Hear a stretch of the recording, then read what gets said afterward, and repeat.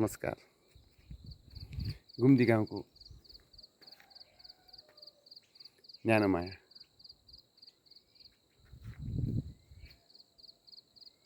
गणेश हिमालको न्यानो काग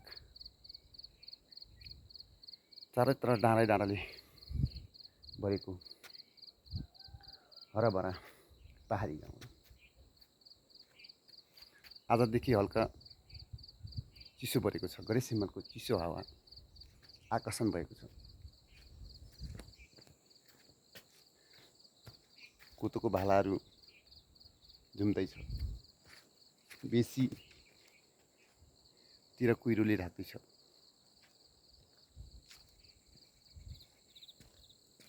सुन्दर त वातावरण भएको, स्वच्छ हावा, स्वच्छ वातावरण भएको गाउँठाउँ आज सुनसान भएको छ। फेरि पनि सुविधाको लागि एम्बुलेन्स गेट, गङ्गा जमुना गाउँपालिकाले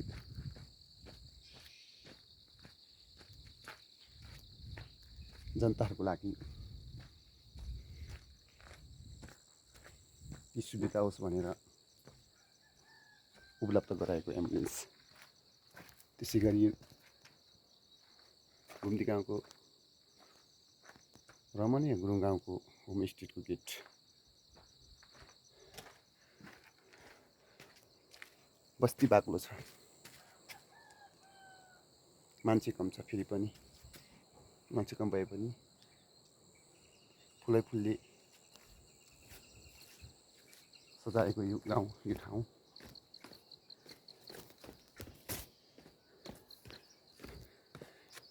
यो गाउँ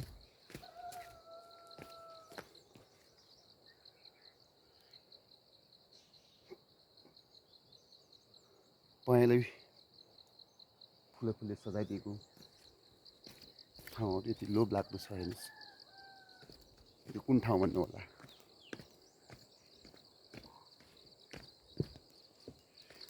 बिर्सिनु भयो होला? याद गर्नुहोस्।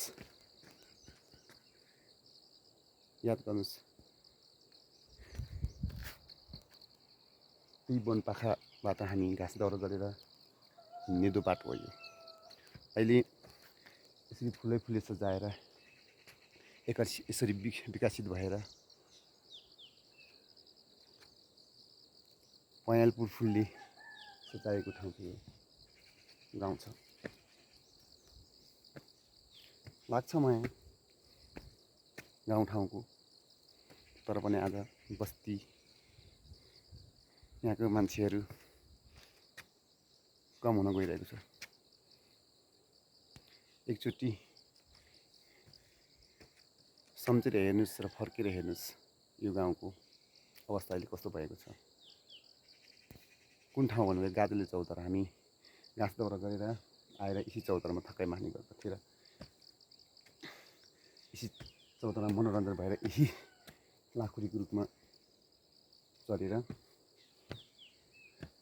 टाइम बिताउने थिए। आज यस्तो भएको छ। हेर्नुहोस्, आउनु होला, हेर्नु होला र अलिकति मनको भावहरूलाई मेटाउनु होला। हस्, त्यही भन्दै आज थकाइ मारे।